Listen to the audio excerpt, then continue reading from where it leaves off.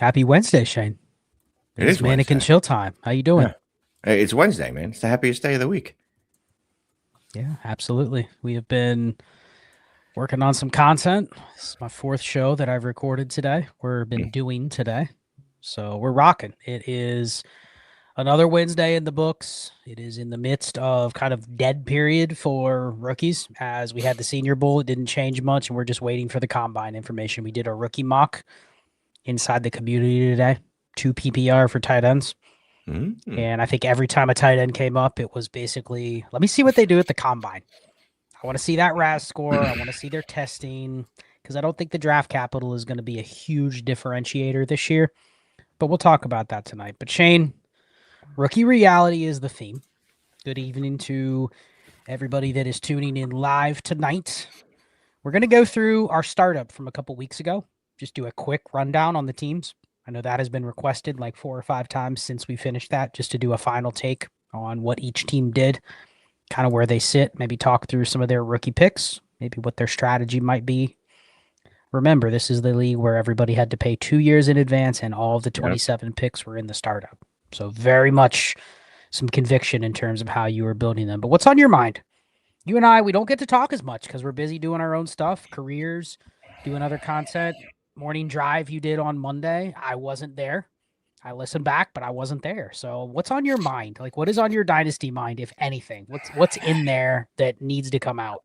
You know what? I feel like I've come to the realization, and you come to this realization every draft class or after the draft, that this rookie draft class isn't going to save your ass team. If your team is ass right now, there's very little chance that the rookies, just rookies themselves, are going to turn your team from ass to good. Technical terms. I think a lot of times we have these, what's the word I'm looking, visions of grandeur. There you go. These visions of grandeur about what the rookie picks are going to do for our team, right? Like we tell ourselves, wow, I've got 3 second-round picks. I'm going to get running backs with all of those, and all of those running backs are probably going to be starters on my team.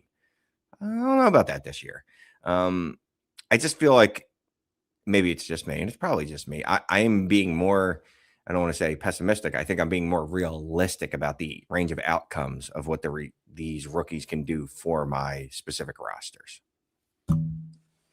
So essentially, if you rebuild around the 26 class and you're hoping that it can give you multiple outs at different positions, you probably are in a little trouble. What are you doing if that's the case?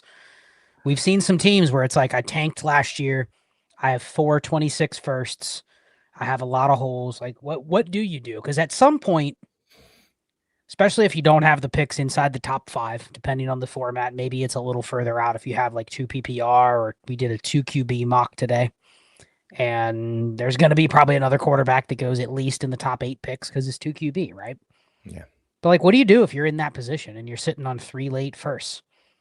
Like, I think the first rookie reality you have to accept is that that's not the 109 like probably has been in your brain for the last 5 years. It's less valuable, right? Whether it's as good or bad as a previous 109, the market clearly doesn't think it's as good, right? No. So how do you adjust? Like, if you're already there, you've already lost the money. You're already invested and the stock's gone down 40%. Where do you go from there? Do you panic and go, oh my gosh, it's not what I thought, and then you just completely give it up for nothing, or do you try to find a positive way? For like a 27-second, right? No, at that point, you kind of noted it, right? Like, I'm already here. The money's been spent. It almost doesn't matter if the show is going to be any good, right? I've already paid for it. It's the only show I'll get to watch. I could move it and get an even worse show, a 2nd-round pick, and the hit rates on 2nd-round picks are completely just awful, notwithstanding the value of them. I think at that point, you kind of have to make the picks. But here's the thing. I feel better. It's going to sound weird. I feel better at 109, 110, 111 because I almost expect less. And so there's more freedom from what I'm going to be taking there. You know what I mean?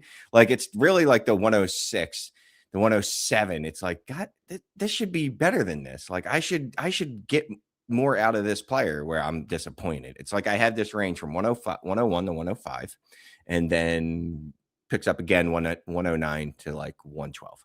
This is the 101 to 105 is like, I really like this range. And then there's the end of the round where it's like, Yeah, whatever. I'm free. You know what I mean? Like all these guys are basically the same to me right now. So I'm fine with that. It's that squishy middle guys that are really the problem for me. If you have the 109, you probably can't trade it for a lot. I mean, we talk about a lot, like process deals. You're probably going to have to attach these picks to players. You're probably going to have to do things that are creative, attach it to a player and try to get a 27 pick back in a player, something like that. A 27 first, if you wanted to. You're probably going to just have to be really creative if you're trying to just move the pick. There's not going to be a lot, I don't think, of just moving the pick and getting a player that you really, really want. Kind of reminded me of the days when it was, remember the dating sagas with Shane? And it was like, if you didn't really want to go on that date and you were just bored, those are actually the ones where there's less pressure. You know what I mean? Yeah. You just show up, and if it goes awfully and I hated every minute of it, oh well, right? You'll never see him again. Who cares?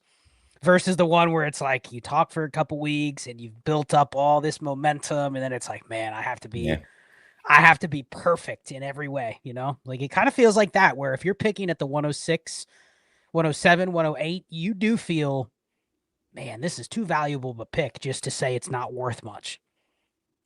Whereas 110, you're kind of like, yeah, I don't really expect much there anyway. And there's just a less anxiety-ridden feeling when you make that pick, because you're like, I'll just take the best player available. And you hope it's something that down the road you can maybe flip for more. But we'll talk through that. We'll talk through some You know what? Well, I was going to say, you know, what would be also freeing about that is just taking the best player available instead of like retrofitting the pick to your team needs, right? But really, I think that's usually, you know, teams that have multiple picks or teams that are picking later, like they're usually also not beholden to having to get one specific thing. But this year, especially, like you truly BPA probably starts a lot higher than you're used to. So just embracing that. You think it's hard to forecast the 110 in a lot of years. Like this year, it might not be anything that you're thinking it might be because of how crazy those picks might end up landing. Nobody thinks much of the running back class, but there could be a running back, Shane, that goes in round 3, and it is the steal of the draft, according to everybody, and it goes to a spot where there's nothing else, and it's like, that's the 106. And it's probably not even a good talent relative to previous years, but nobody's going to care because the person at the 106, 107, 108, they're going to be more willing to make that exception than they might have in previous years when there was maybe a little bit more discipline. But we'll get to that. Yeah, I just want people to remember some names, or specifically one name, because that's all I can think of right now, because I'm old and decrepit and my brain is mush. But Keyshawn Vaughn is the guy that will stay with me for the rest of my life. He's the guy that it was a weak running back class. We hated the class, and we just pushed him up the board. There's another one. I can think of 2 more that happened with the same thing. Darrell Henderson. Yep. Loved him. Kenneth Dixon. Oh my gosh. CJ Procise. You remember these names? Oh, I love CJ Procise. Notre Dame, man. Yeah. These are all running backs in weak running back classes that got pushed up into the first because it was best player available in a class where there wasn't other obvious picks. So had to put this comment up there from David. David questioned whether you have things in your mind, Shane. David, there are so many different things in my mind at one time that it's let's just say it's hard to I feel sorry for people that have to talk to me, because there's clearly moments, especially at work, where you can tell that I've just given up listening to you and I've moved on to 3 other things while you're sitting there still yapping at me. What was that show where it might have been an episode of Black Mirror, I think? Maybe not. Maybe I'm merging a couple different things, but where basically all your thoughts are just, they're displayed on like a ticker above your head. You know what I mean? Everything you're thinking, other people can read. There you go. So, you know, I've been in therapy for some time, right? At one time, here we go. Just quick. You know, I don't do this much anymore. Back in the day when I was in marriage therapy, is that what they call it? Couples counseling, whatever they call it. It didn't work, obviously. Or it did, because we split up, and maybe that's for the best. Anyway, so when I was in marriage counseling, you know, we were talking about like kind of like my ADD and obsessive compulsive disorder stuff. And they basically asked me like, what goes on in my head? And I said, well, basically I'm thinking about everything all the time, literally everything all the time. So that's what's going on in my brain, literally everything all the time. Anyway. Yeah. I think to do this as long as we have it, Because this game, I'll be honest, this Dynasty game, especially now, there's so much stimulation going on in social media and even just in the NFL. Like, just if you consider yourself an NFL junkie, a fantasy football dynasty betting NFL junkie, dude, there is so much input every day that you could never really run out of it. Your mind at some point would say you have to be done scrolling or watching or listening, but it's never because there's too much to consume. There's not enough for you to consume it all, for you to read everything, listen to everything, watch anything. I mean, you've seen my podcast feed. You've heard me listen to podcasts. I listen to podcasts on 3x speed, and I try to get through 30 to 40 of them a day. And there's some days where I fall behind and I only listen to 5. And then the next day, guess what? I look at my queue, there's 58 of them.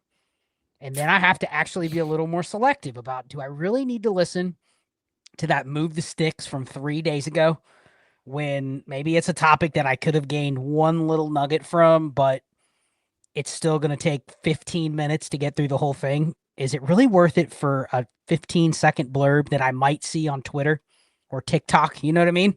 Mm-hmm. But like, that's probably the more disciplined decision than just saying, I'm just going to go straight and never stop, because you are going to get burned out. So anyway, we're getting a little away from the topic. So I wanted to go back to Dynasty Daddy. We did have one more comment in here that I wanted to put in before we do this. Not that one. Oh, come on. You putting this up or no? No, you clicked something. Yeah, you clicked. No. Leaf Green Goblin asked, how do 27 picks in a startup work? You want to take that question real quick on how we set it up? Because we initially were going to do it a couple different ways. We had to decide later on like how we were going to set it up. If you were doing it again, would you change anything, or how would you recommend listeners set it up if they were going to do it? So there was two ways you could do it, right? You could do what some people call disrespect draft, where you start taking other people's picks. So like me and Scott, I was about to call you Charles. Say we're in this league and Scott's like, I want Shane's 27 first. I'm going to draft Shane's 27 first at 303.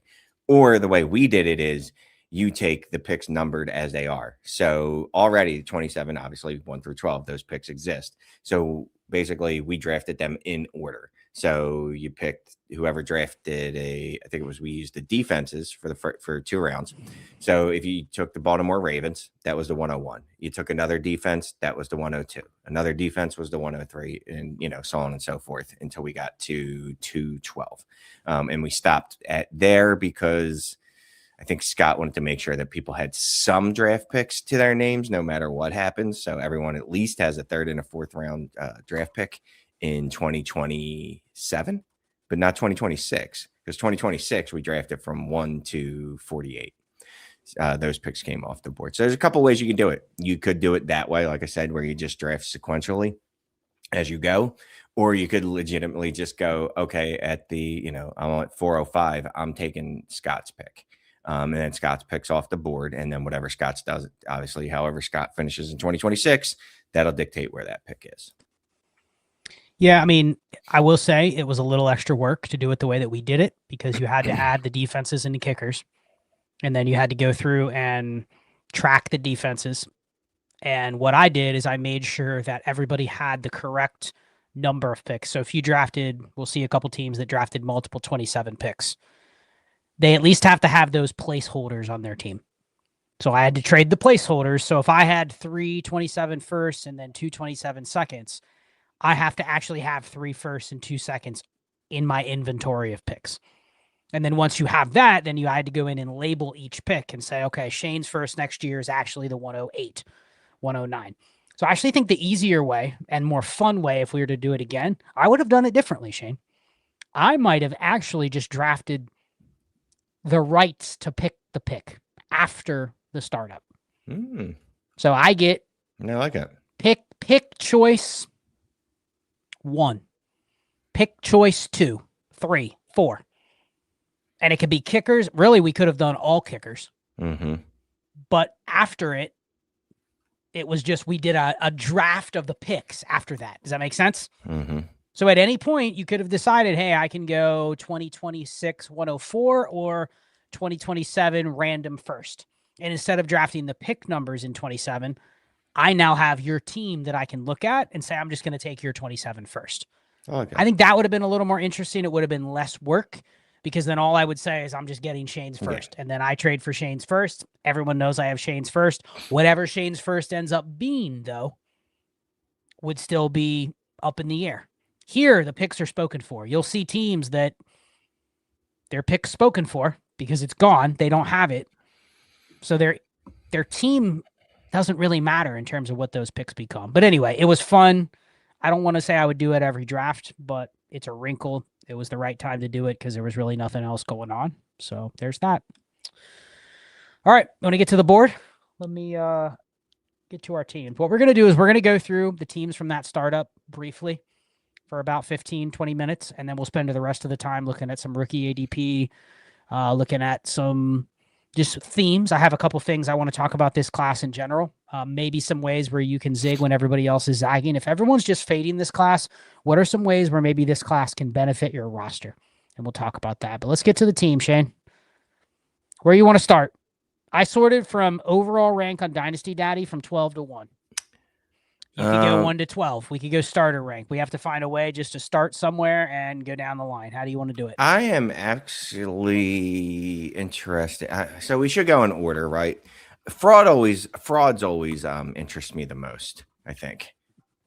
Because the other ones are so defined, right? Like rebuilding, I understand why you're rebuilding. Frisky. Well, okay. I will say, though, rebuilding on Dynasty Daddy means a little bit different because of the format. Here's the war. I mean, we looked at this previously. Like, we know the running back war is extremely high. A little heavy. This is the running backs compared to the other scoring positions. So really all the way down the line. And it is a 12 by 12, 2 PPR for tight ends, and it's point per carry, point per first down, etc. So it's pretty heavy running back scoring. So I do think Dynasty Daddy is probably going to sway some teams a little bit different than what they are because of, you remember how much the running backs flew off the board because the premium is legit.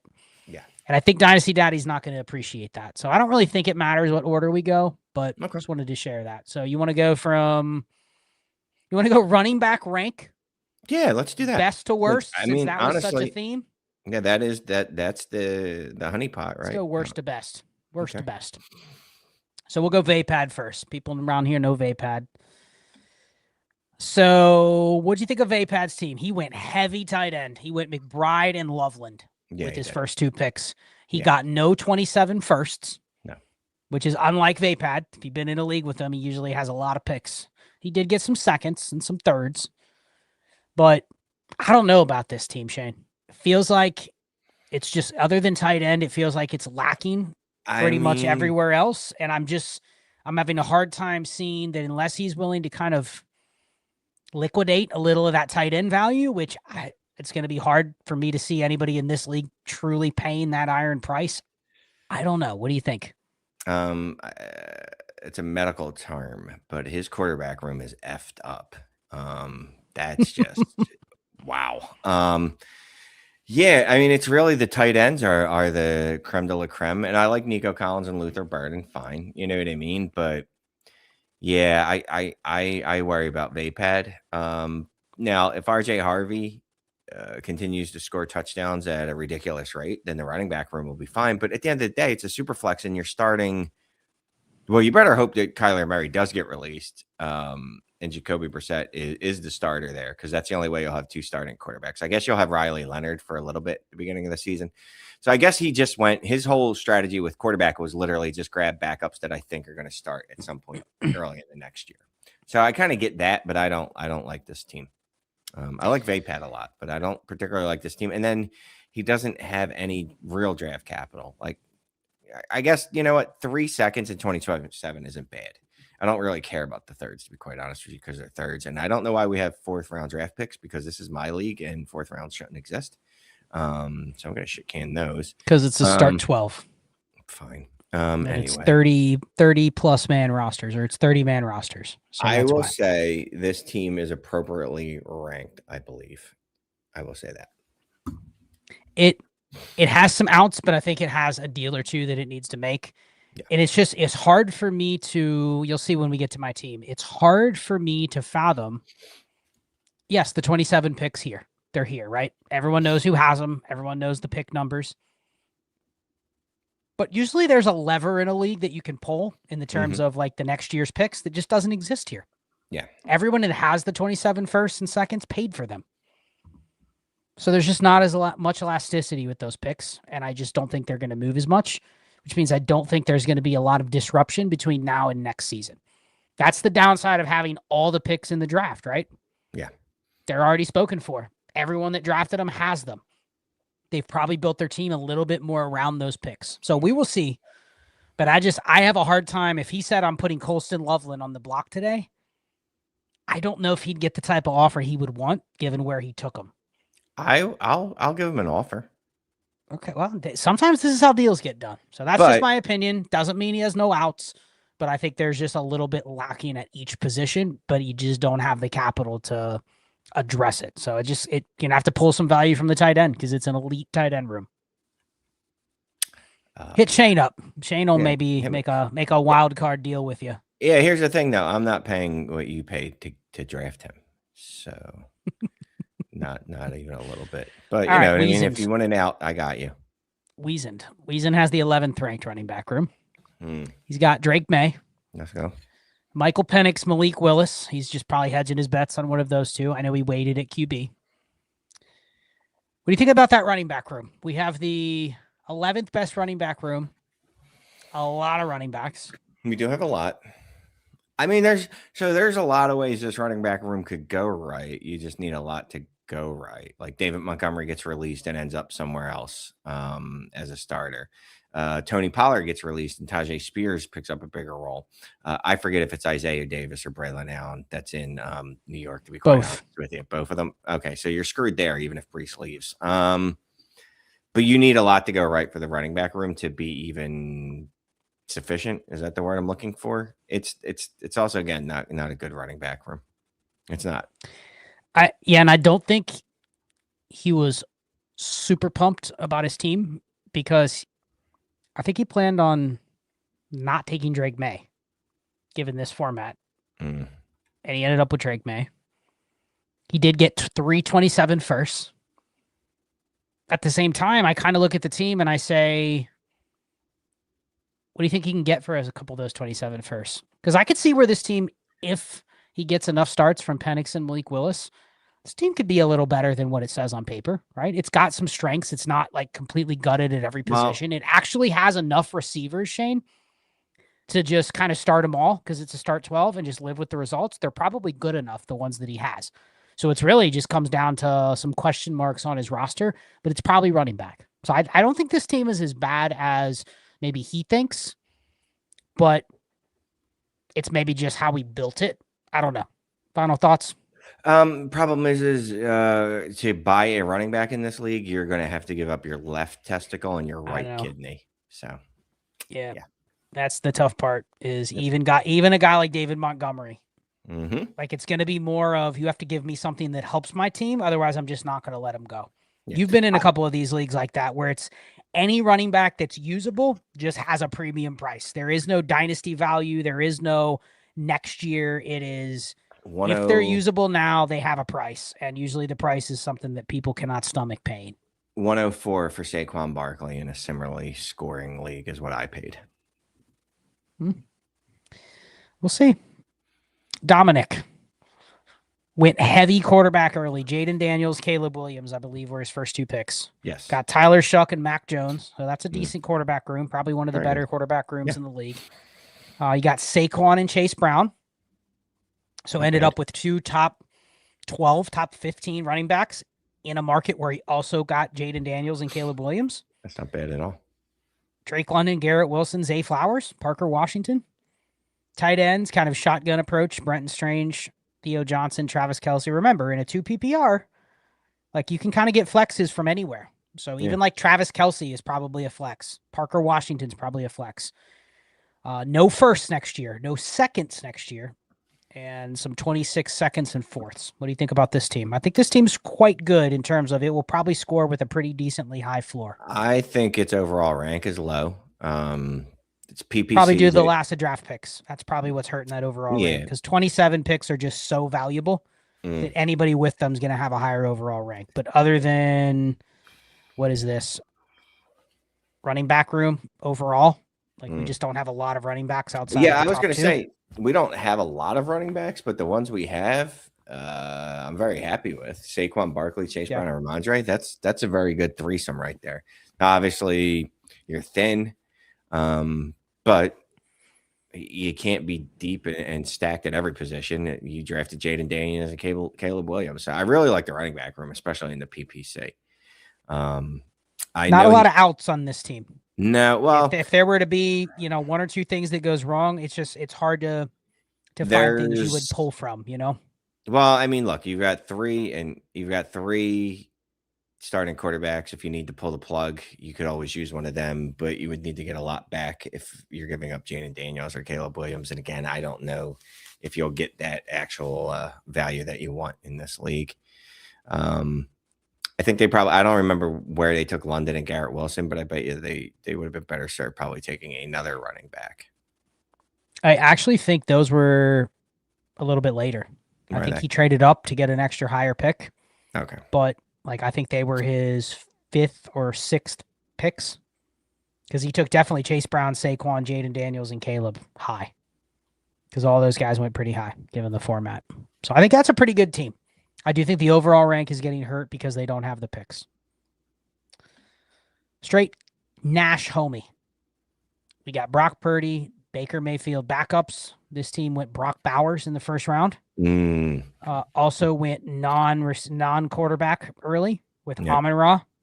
So Amon-Ra, Bowers in this RB premium. And keep in mind, the quarterback scoring is pretty high here too. There's little point per completion. Yeah. So it's the two highest scoring positions density-wise are quarterbacks and running backs. This team faded both, Shane. What do you think about the roster?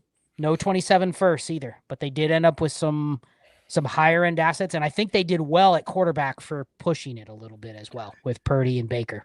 Yeah, it's okay, but I mean we're relying heavily on wide receiver in a league that doesn't favor that. Now, obviously, you have Brock Bowers and Harold Fannin, and you're going to start both of those guys every week. I want to withhold judgment, but I don't know that I like this team. Do you like Cam Scatterboo as your RB1? I would rather go see a gas tank than have Cam Scatterboo as my running back one. Yeah. It's definitely a risky running back room, but one where if you can just kind of keep up with the Joneses to a degree, I think this team will also have a pretty high floor, but I wouldn't say a higher potential than the teams we looked at a couple picks ago. Right. But it'll be in the mix. Listen, they ended up getting 2 quarterbacks that in this format, it actually favors them even more. So I actually think this team will have a pretty decent floor. It probably comes down to, again, what lever do they pull if they're stuck? Like, what do you think the market for a 27-207 is going to be in this league? Are people going to view that the same as like a random 27 second? No, maybe. Well, it depends. Who you dealing with? Are you dealing with one of these people that decided that they didn't need draft picks in this draft? I don't know. We'll see. Grubbs. So Grubbs also faded RB a little early and got Puka, Lamar Jackson. Then rounded it out with Jonathan Taylor and then Sam Laporta. So this team, and they got the 105, and they got an extra first in 27. So what do you think about this, Shane? This is I went for a hammer quarterback, a hammer running back, a hammer receiver. Maybe not a hammer tight end, but top 6-ish tight end. And then still supplemented with picks. Is it good enough to win? I don't. Matt Stafford at QB2, like that's probably where he got him. It's probably a really good value. Oh yeah, that was short term. Mm-hmm. I feel like I'm just being mean tonight, but I don't particularly like this team. Well, we haven't got to your team, right? We have all the praise has to come when we get to our teams. I'll abstain, but I mean, considering that it's hard to tell what they faded. It's going to sound mean. They didn't fade anything. They tried to get something elite-ish at every position, and then they'll just fill in the gaps. Yep. Right. And look, I guess maybe that can work, and that's a different route than maybe many of us took. So, yeah, from that perspective, you have Lamar Jackson, Puka, and Jonathan Taylor. So you have elite players at 3 of the positions. So that's good. That's good. We'll go readdress or come back to this in a couple weeks whenever the schedule is set, when we can start doing the simulations. It'll be interesting to see what that does. Sloppy Eric definitely leaned into the 26 picks, 102, 103. Burrow, Darnold, James Cook, Derrick Henry, Jalen Warren, Neighbors, Ladd. Tight ends, kind of just a shotgun approach. I mean, Mark Andrews, Terrence. How about that? Ben Sinnott is more valuable than Juwan Johnson. Shane, do you agree with that? Not even a little bit. That is did Debro hack these rankings? And Ben Sinnott's young. Juwan Johnson's not. Anyway, continue. Any thoughts on this roster? That running, I love the trifecta of James Cook, Derrick Henry, Jalen Warren. I think he got Malik Neighbors in like the third round. Am I right? He fell. Yep. Yeah. He got a lot of tight ends, so he went with the approach of it's I don't need a good tight end, just give me a good amount of tight ends. This is what, 12 by 12? Is that what this is? Or is it 14 by 12? 12 by 12. Definitely 12, not 14. So he's got the 102 and the 103. Lots of draft flexibility. So I like that. I think this team's going to be okay. I think this team will be okay because they do have. I don't have any tight ends. I don't understand why they don't have a good tight end. I don't know. I don't know if he actually, because he was picking on the end. I don't know if he actually planned to build this way, but I think he got to a point where it was like 102, 103. That was the best player available when he took Burrow and when he took Darnold. I mean, I think it was just he took what was there because you're not going to get to pick again for a long time. Yeah. So I like how he set it up, though, because he has some flexibility with what he does with those picks, because as we'll see, I mean, there's a little bit of a quarterback scarcity in this league. And this is a league, we'll get to my team here in just a second. There's a reason that I did what I did. Quarterback scoring, having a quarterback scoring floor here has two things that were accomplished by that. So we're going to Shane's team now. You said you're going to abstain? Yeah, I'll abstain. I don't want to say anything good about myself. All right, so let's see. Shane got Jalen Hurts and then Cam Ward. Okay. I don't know why he has Clayton Tune, but he does. What? It was the 39th round. Did you get auto-picked? It was the 39th round. Yeah, I would cut Clayton Tune. Anyway. Genty, Bucky, Rashad White, James Conner. Okay. You notice a theme. A lot of teams ended up with running back rooms where they got like two good ones and then like nobody got like four good ones. There was no hoarding here. Everybody took their guy. Everyone kind of played nice. Well, we'll see. We'll get to a team that did it. There wasn't, we'll get there, but there weren't many opportunities for many teams to do that because of correct. Because everyone understood it. They were not gonna even if they didn't think this guy was in the tier of what was supposed to go next, they didn't let them go. They knew that the scarcity was going to be real at RB. Jefferson, McLaurin, Higgins. I mean, again, you're playing the format. You're putting a lot on Justin Jefferson here, but if he is a true wide receiver one, like you can probably get by with just filling in. You probably actually need a couple more useful receivers. I'm guessing 104 is probably going to be a receiver, potentially, maybe. No comment. Okay. You have picks, though. You have some picks. Yeah. So if you're looking for a couple other receivers that kind of fit in the Kayshon Boutte, Deebo Samuel range, like there's going to probably be a few rookies that you can get that get thrown into that mix. So I think you'll be okay at receiver. I think you're a playoff team. If Hurts and Genty perform how you expect, those in this format will kind of make up for the fact that there's some weak spots elsewhere. I mean, it's really hard to gain a logistical edge in a startup unless you're willing to just mortgage everything, which you clearly didn't because you have an extra first next year as well. So you have pretty good balance. I know you will be willing to move those picks. You'll be the one that'll be willing to buck the value of a pick that's already established if it means that you can push in. And I think you have a team that's already probably fringe playoffs, if not already in. So good job. Plank Crew, what do you think? This is by far one of the better teams in the league, according to Dynasty Daddy. Do you agree? Whew. I know that we favor the running backs, but Jesus, Jackson Smith and Jigba and Jamar Chase in your wide receiver room. That is, wow. Yeah, and then look, I like Breece Hall and Kenneth Walker. It gets thin at running back after that as far as like talent, but he does have a lot of them. Quarterbacks are fine. Okay. I guess they have him ranked 4. Is that his overall rank 4?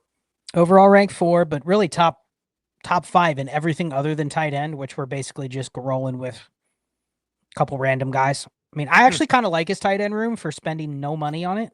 I mean, you Getting got Jake Ferg at like tight end 18, and then Parkinson and Chigakonko, I think will be playable in a 2 PPR this deep. So I don't actually hate this tight end room, knowing that we clearly punted it. No flexibility, Shane.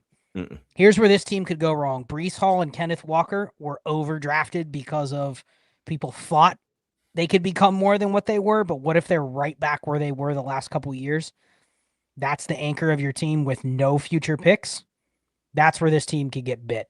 You know what I mean? They do have 3 quarterbacks, so I like that. But that's where this, and I think, don't you agree, if trying to split JSN or Chase in this format, you're not going to get what you expect. You're not going to get repaid for what you built.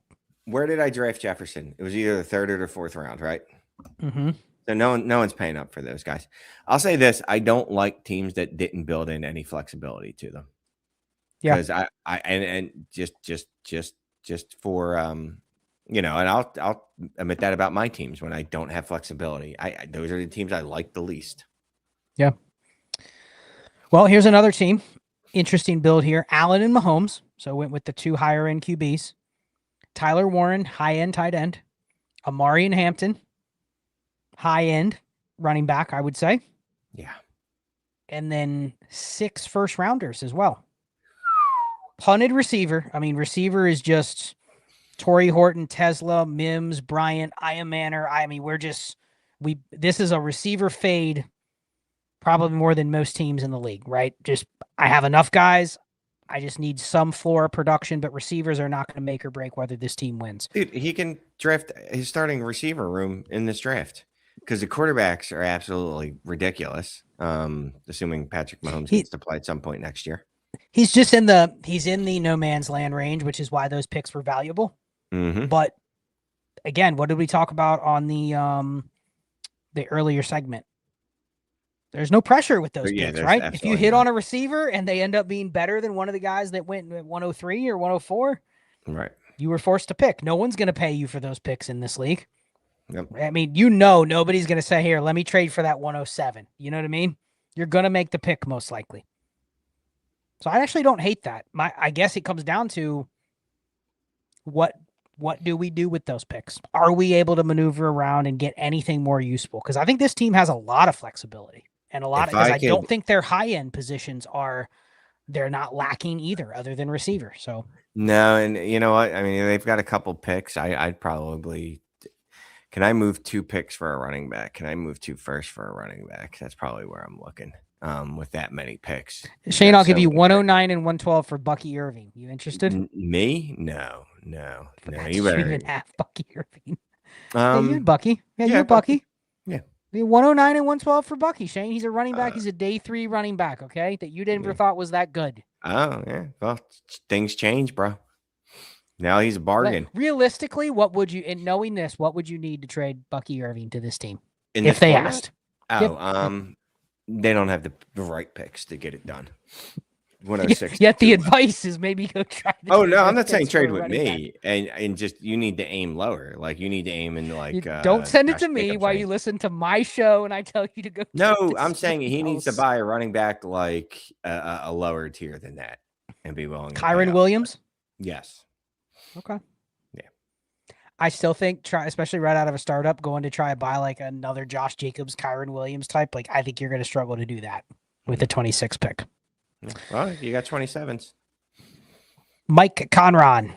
Oh, this is Captain Snipe Shane every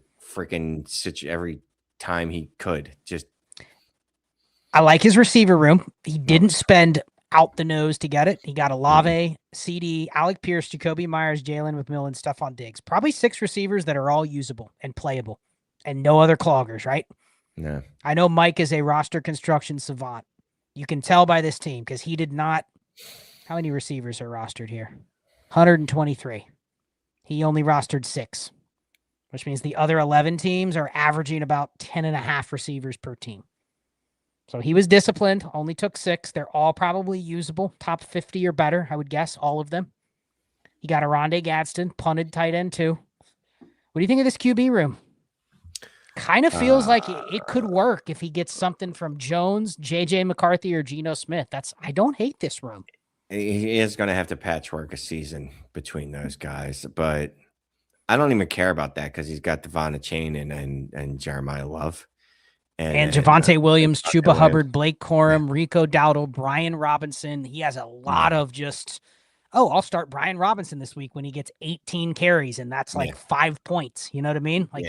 This is a nice, deep running back room that probably, I know Dynasty Daddy says it's the 7th best running back room, but I don't agree. I would rather have the 6 or 7 guys in the Blake Corum, Brian Robinson range than 2 studs and then nobody else. And he does have 2 studs, honestly, with Love and Achane. So he's got the best of both worlds. Yeah, he's got 2 top 5 running backs. So, yeah, I like his running back room a lot. It's funny. That's the only pick he went for, though, really.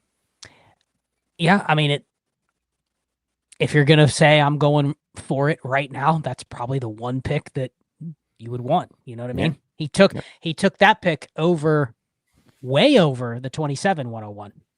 For as much hype as that 27-101 gets, this is not the format to pay a first-round startup pick for it, right? It's a receiver. It's a year out. There's other things in both classes that are probably a little more favorable relative to the format. Yep. Here's me, Shane. To the extreme. Rock the mic like a pandal. To the extreme. What do you think? Let it rip. Rip off that Band-Aid. I went Bijan Robinson 101. I love Bijan, man. I absolutely love that pick so freaking much. Your quarterback room is really good, and I know you didn't pay a lot for it. And that was your plan, though. You wanted to, what's the word I'm looking for? Not hawk, hoard. I don't even know if hoard's the right word for what you wanted to do at QB. I wanted 3, and then I got greedy, and I just CJ Stroud fell to like the 8th round, and I had to take him.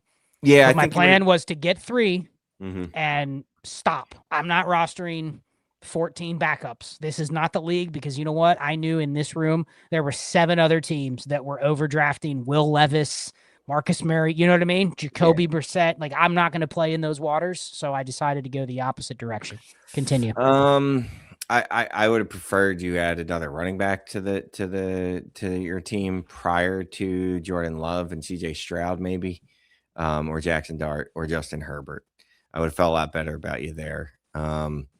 Dynasty Daddy really does not like your tight end room. He's giving you 0, 0, 0, 0, 0s for a lot of guys. So you went the shotgun approach at tight end, though.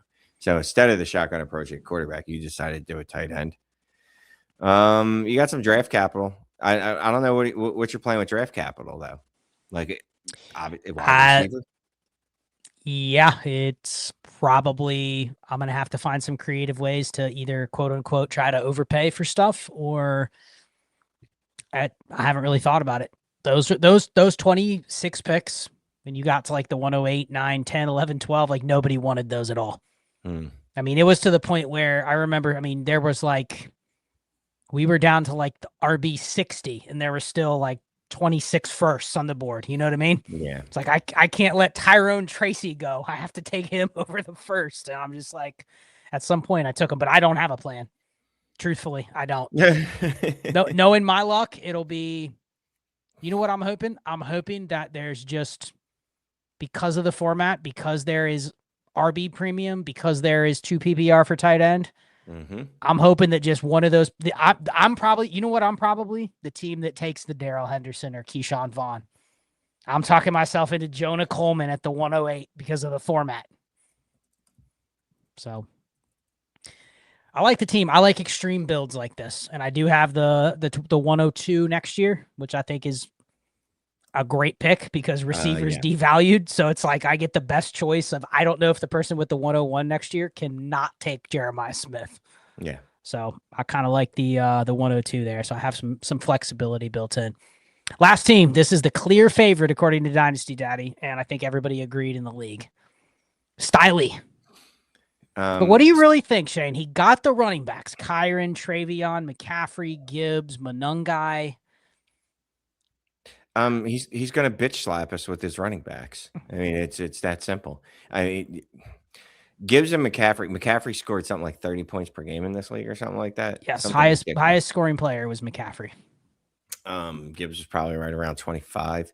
Hendo's got Gibbs type upside. Kyron is a solid 20 points per game in this.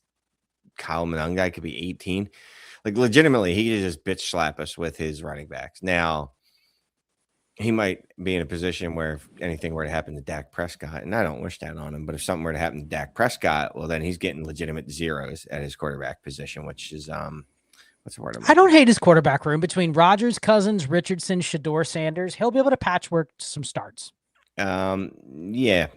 Oh, well, that's right. He's got Kirk Cousins down there. Here's the problem, man. I keep looking at Dynasty Daddy in order of like, oh, this is in order of who's good. It's not, because Kirk Cousins and Aaron Rodgers won't give. Yeah, they like Anthony Richardson more than Aaron Rodgers. That is insanity. So yeah, no, you know what? He's fine. He'll be fine at quarterback. His tight ends, Dallas Goedert is probably going to be pretty good in this league, and his wide receivers, considering he didn't spend much. Oh, you know what? They look a lot better than yesterday than they do today, since Rashee Rice is going to get suspended again, hopefully. And AJ Brown's going to get traded, and Tyreek Hill doesn't have a team. False. I don't. AJ Brown will get traded for a second rounder. Check Twitter. I'm kidding. It's all over Twitter. Just trolling you. Yeah. This team has no outs, Shane. It's a lot of eggs in one basket, right? So if something were to happen to that basket, he's up Schitt's Creek. If Christian McCaffrey isn't Christian McCaffrey from this year or the year prior, I think this team will struggle a little bit. And struggle comparatively. Like, I don't expect this team to be bad. Struggle relative to not having any flexibility or future picks. It's not like a team that is going to be a clear cut, just dominant, right? And you're not going to have a way to really improve it. That's the biggest problem. Yeah, and then what I'm realizing, looking at this league as a whole now, there will be some trading. Because there's a lot of teams that got a lot of picks, and there's other teams that got no picks. And all it takes is some of those teams with no picks to shit the bed for the trading to commence. So appreciate everybody being patient while we went through those teams. It was a fun startup. I encourage everybody to go back, watch that just to see how we set it up. It was great to do it live. I think there's nothing like a live draft where you have to make decisions like on the fly. You can't stare at a board for 8 hours and propose a bunch of random trades. Like, you have to actually build your team in real time. So if you want to try it, hit us up, jump in our Discord. If you want to know a little more how to run one of those leagues with the 27 picks in it, I'm certainly willing to work with you to try to set it up. But let's move to some rookies, Shane. We said we would talk rookie reality tonight. We have about 15 minutes or so. So I want to start by just looking at the current big boards. So mock draft big boards. Okay. So we're going to go to mock draft database. We're just going to go through each position. And I want to hear some thoughts, like early thoughts on quarterbacks. I think that quarterbacks, we have 3 quarterbacks. And I'm going to put Nussmeier a little bit higher, because I don't think the gap between him and Ty Simpson is that much. But like, Mendoza's locked in. He's not even really worth discussing. You can debate whether he's better than Trevor Lawrence or Dak Prescott or Jared Goff or wherever you want to put him. But I don't think we really need to talk about him much. I want to talk to you about the next tier of QBs. Is there, because everyone's like, oh, Nussmeier and Simpson ain't it. They're not going to be that good. They don't have that high a ceiling, whatever it might be. But is this a range of QBs you would be willing to, depending on what they cost? I do think if they go in the top 50, top 40, first round, obviously, that they're going to be more expensive than you probably think they should be. But don't they feel like perfect for the team that doesn't have a strong QB too?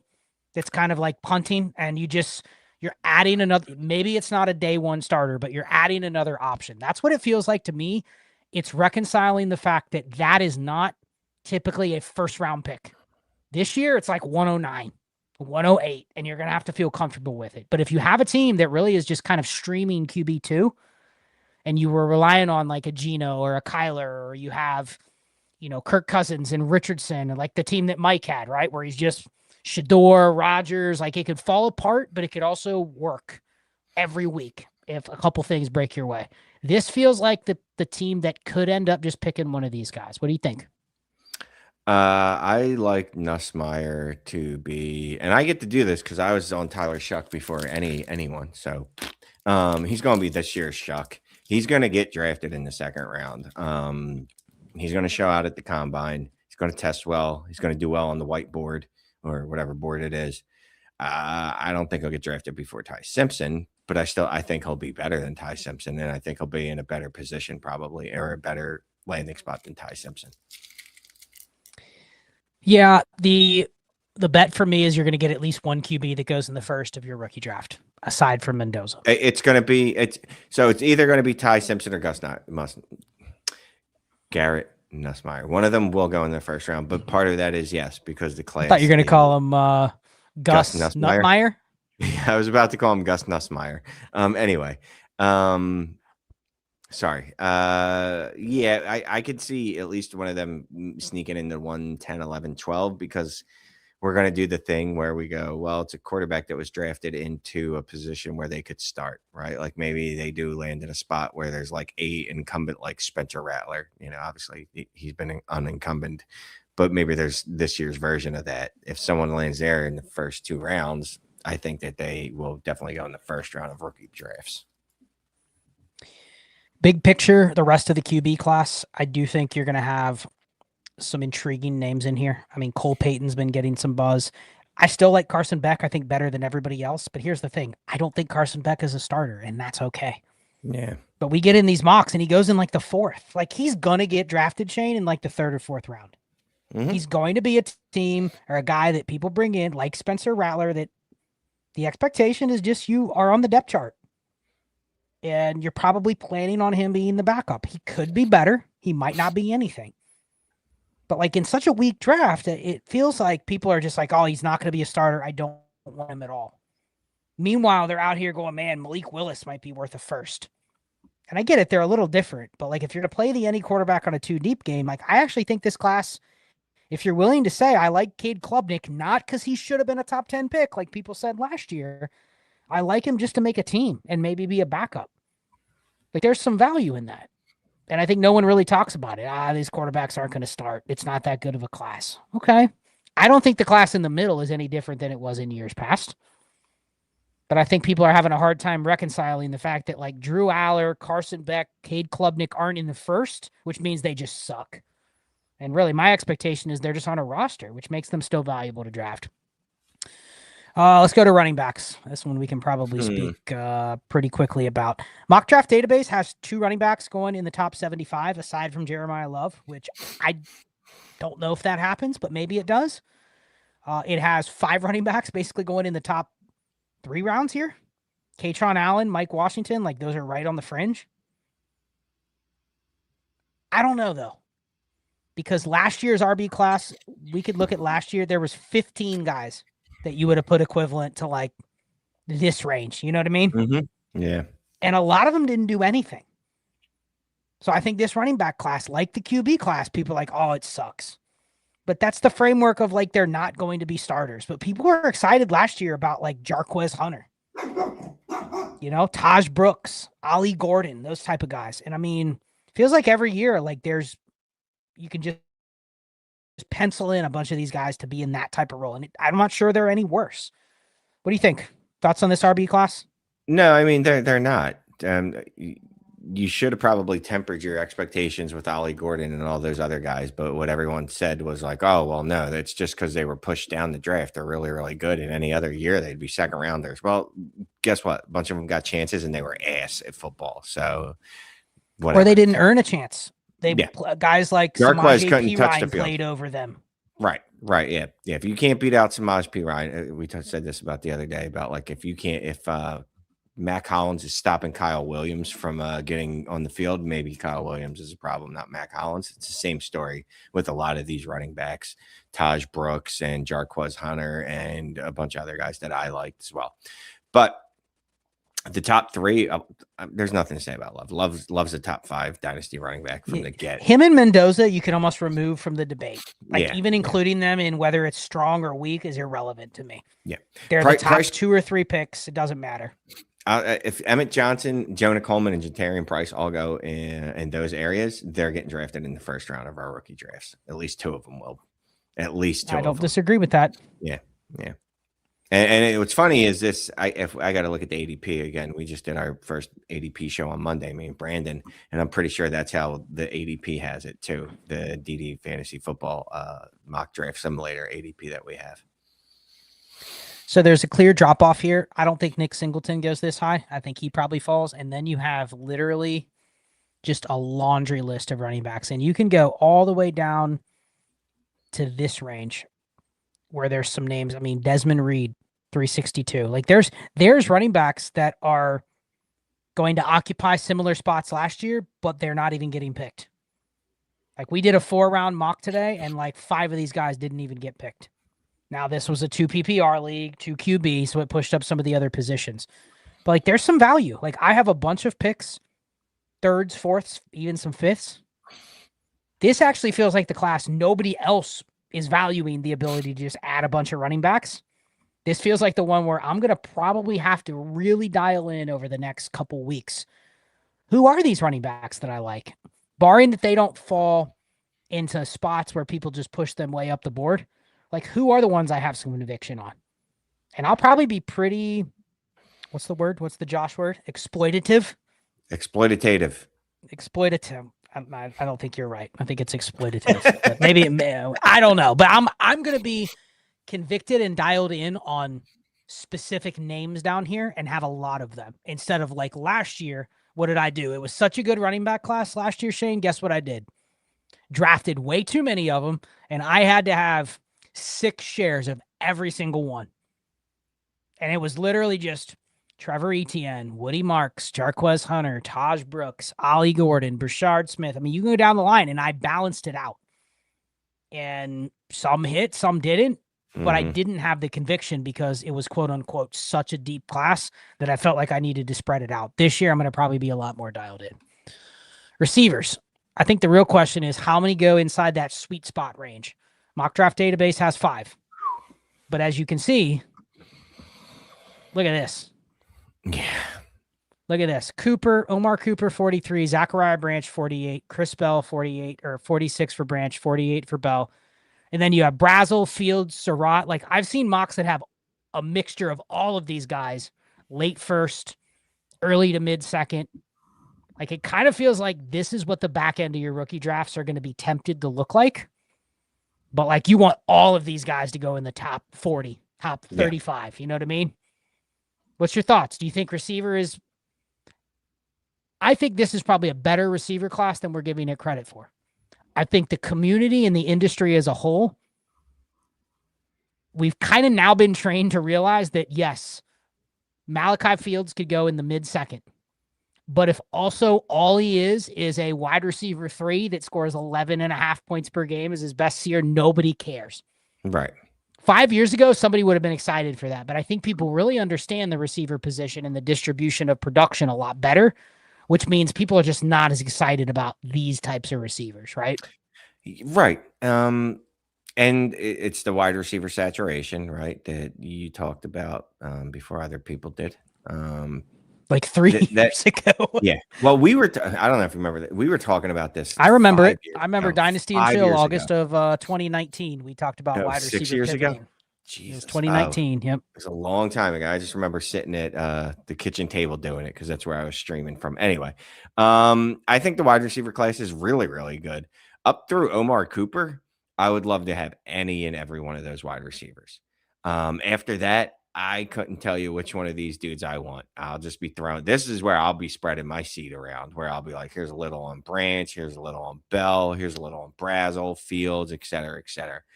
Luckily, landing spot and draft capital will help clear some of these out for us. But right now, I love every wide receiver up through Omar Cooper, including Omar Cooper. I like this comment from Mike. Jaden Higgins is a good example. He kind of feels like just another one of these types of guys in here, right? He's good. He's on a decent team, but he does feel like a guy that's stuck in no man's land, and that's okay. That means everything you drafted him to be is what he is. Mm-hmm. But as soon as you take him, you kind of hope, man, can I really strike gold and he outkicks his coverage by 20%? Because if he doesn't, it feels like a lot of these are potentially you're just drafting another Jaden Higgins. And unless he has a specific trajectory where you can immediately flip, and Higgins was more of like a slow climb, right?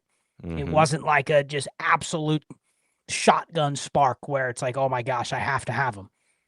Like he does feel like a good comp for a lot of these receivers. Not a style comp, but just He falls in the same range. If they're good, they kind of fall in the Jaden Higgins range. And that's just, to be fair, like Mike's right, that's not that desirable for a lot of teams. There's 1,000 Jaden Higgins. You know what I mean? And you're just adding 17 more to the pot. It's like, yeah, whatever. That's why you can't get excited about it, because you just drafted 3 of them last year.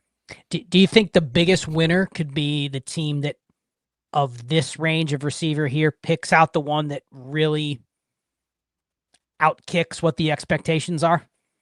The one that does end up becoming because I think a Michael Pittman, T. Higgins type like that. I mean, those guys were picked the very top of the second round, but there's other examples where, a mid-second round receiver becomes a lot better than you thought. That feels like where there could be a big bet, because I don't think people even know what order to take these guys, Shane. No. It's not draft capital. Absolutely not. So I'll say I have personal preference for Denzel Boston, but go below him. Omit the guy. Forget the top 5. I think they all go in the first. If any of them, so you're Cooper and Branch. If Boston and Bell and goes Brazel. to Buffalo, here's where their consensus is: San Francisco for Concepcion, Boston to Buffalo. Those guys are gone by 109. Oh yeah, 108. With those landing spots in first round capital, they won't fall past 107, 108. I think it's the next range if you find the guy that falls to the wide receiver 10 in the class. I got you. But ends up being better than Jaden Higgins. That's where the real win is, because probably one of these guys isn't as good as that. Reality is, like, not all these guys are just going to be wide receiver 2s or better. One of these wide receiver 6 through 10s, at least one of them is going to be better than those 5 through 1s. Like, it's going to happen. Exactly. It happens every year. I mean, it is going to happen. It's now, how do you figure out which one it's going to be? We'll look at all the college metrics that we can. Maybe the college Trinity, maybe. I don't know. Tight ends. Yeah, I have no idea after Sadiq. Well, the combine is going to have the most tight ends ever. Yeah. I think a lot of these tight ends are probably figuring out where they slot in as well. Like I listened to a show today and they literally had, I think, Max Clare at tight end 11 and Justin Jolie at tight end 3. And then someone else will go, Max Clare is my tight end 2 and Justin Jolie's not in my top 10. So I don't think there's really consensus at all. I do think this is going to be true, where there's a lot of tight ends taken between rounds 2 and 4, probably 10 or more, 8 to 10, maybe give or take 1 or 2 more. And that's simply because last year it's becoming more of a tight end league, right? You keep hearing, more teams are playing multiple tight ends. And you've seen, if you don't know who to pick, tight ends are kind of like drafting a running back for Dynasty, right? I don't know who to pick. I'll just take a running back. They're on a depth chart. I know they can get on the field pretty early. I can use them maybe in a niche role, but it feels like a lot of teams are going to do that. They need to try to find their Gunnar Helm or their AJ Barner. We don't necessarily want those guys in every format, but it feels like there's going to be 11 of those guys where you're like, oh, I'll take that pick. So this is a really good class. If you're in one of those like 2 PPR or 175 leagues and you have later picks, there's going to be a tight end there. Oh, that's a intriguing 5th round tight end, 4th round tight end. Like that's kind of the fun part about the combine coming up. I'm really going to be focusing on the tight ends. Yeah, I think we're going to do the thing where NFL teams draft tight ends in the 2nd and 3rd round, and we think that means that they're going to be pass catchers, and that's not what it's going to be. That means that they're good blockers and they can catch just enough in most of those cases. But yeah, we have the combine. If there's a couple freak shows, which that could change the outlook on this position for me. Average tight ends. I have the data in front of me. I can't share it because it's on a different screen. The average tight ends drafted from round 4 and beyond historically is a lot. Over the last 5 years, it's been 11 tight ends that go from round 4 to round 7. Yeah. And not as many early on. So you're talking about an average of about 5 that go in the first 3 rounds. So this obviously would kind of be right on par with that. But then this is where you really see a lot of teams take tight ends, 4th, 5th round. Whereas a lot more teams typically take receivers. Like receivers, round 1, 2, and 3.